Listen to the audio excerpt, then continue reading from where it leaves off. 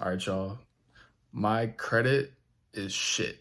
My credit is just complete garbage. And I wanted to make this video as a personal reminder, hold myself accountable for my actions because they definitely have consequences. So yeah, credit cards are not free money. I'm sure that sounds like, pretty obvious. And I'm hoping all you guys knew that already. But not only is it not free money, but your credit card use will have lasting effect on your credit history, obviously. And if you plan to make a large purchase, you'll have to finance it when it comes to like owning a house, or if you want a car that's out of your cash budget. They're gonna look at your credit score. They're gonna give you a shitty rate if you have shitty credit, and then it's just gonna be a continuous cycle that's going to keep biting you in the butt, right? So I just got a new credit card today, so I'm feeling a bit inspired on by making this video. That's why I'm making today's topic about this, fresh on my mind. So I just got the new Discover It card. This is not, or it's not new, but this is not a sponsored video. I know it sounds like, super financy or whatever, but just, it's a taboo topic that we don't talk about enough. So I just wanted to talk about some of my goals when it comes to this credit card, because I definitely abused my last credit card and it got me in this current situation that I'm in right now. And I want to be proactive and, avoid any mishaps down the line. So yeah, my new credit limit is $500. We got to start small. We got to start somewhere, bro, So if I can, prove to myself with this one that, I'm more responsible than on my last credit card, then I'll be making some headway on some personal improvement. But yeah, I want to get in the real estate game, get in the real estate market.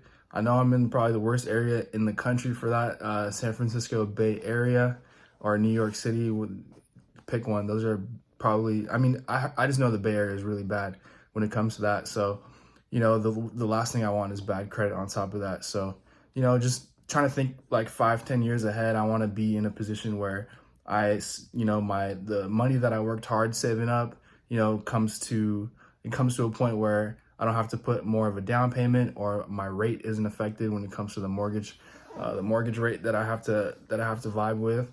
So just doing my due diligence to make sure I'm ahead of the game with that. So yeah, some of my goals with this $500 credit limit. I just want to pay everything off instantly. Make sure that there's no remaining balance on my credit card when they check the cycle, when the cycle ends. So yeah, I had a credit card for like, they give anybody a credit card, right? They gave me a credit card when I turned 18, or 19 or something, not on my birthday, but I just remember I was like eligible for it as soon as I turned 18 through my bank. Had $1,000 limit. I think I upped it to like 1,500. These are baby numbers. I know these are baby numbers. I'm not Hugh Hefner. I'm not Warren Buffett out here, not yet. But I gotta start somewhere. But I just abused the shit out of it. I was going fucking anywhere and everywhere that my credit card would allow me.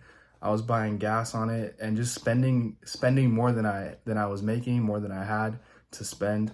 So my credit card, my credit score is like, it's lower than 600. I'll put it like that. It's lower than 600. I'm just trying to be transparent with you guys and take you along this journey with me. So the least I can do is be honest, right? So under 600 at the moment.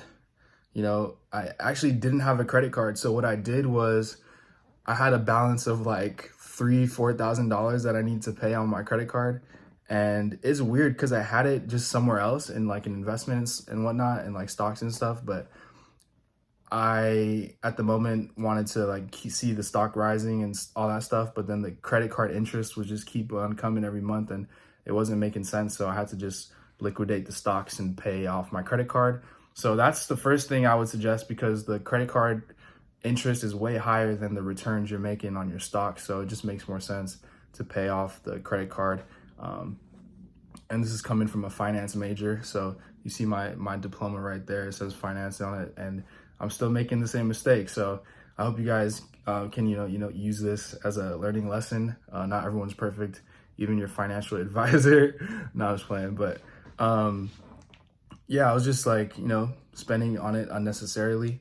And, I learned that lesson to just pay off your credit card, even though, nothing technically feels like, you don't feel anything immediately in the moment by not paying it off. They might charge you some like extra bucks here and there just for the interest, but that shit starts to add up, and then your credit score is affected as well. So yeah, I think just some tips on how to save, or tips on how to, keep your credit score up.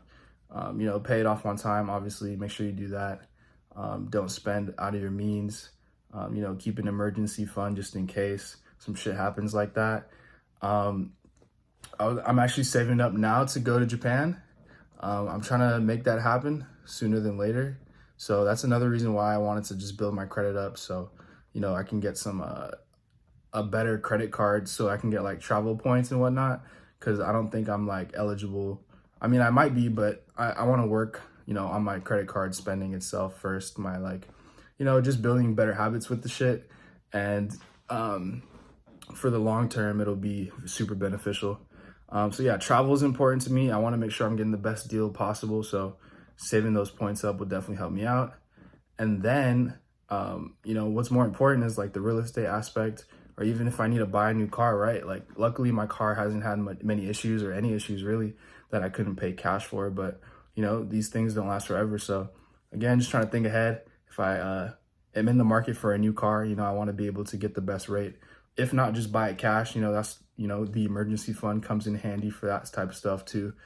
So yeah, just down the line, I want to buy a house, right? Thinking about house hacking, as they call it.